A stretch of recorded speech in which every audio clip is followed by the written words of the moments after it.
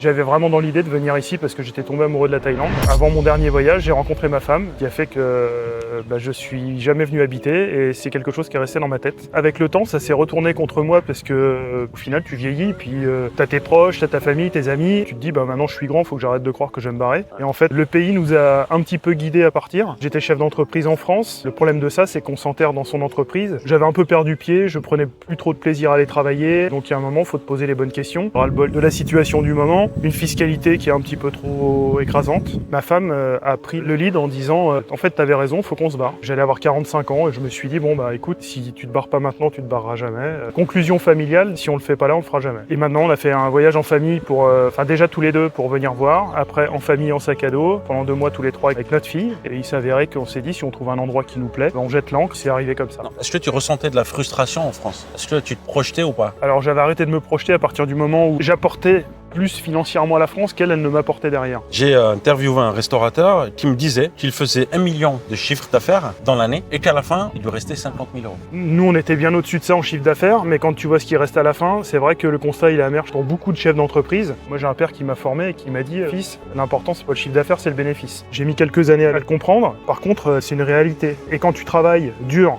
et qu'il te reste de l'argent à la fin, tu sais pourquoi tu bosses. Quand tu travailles dur et que l'État se sert et qu'à la fin tu as une petite prime de fin d'année, c'est plus pour ça que tu as signé en fait.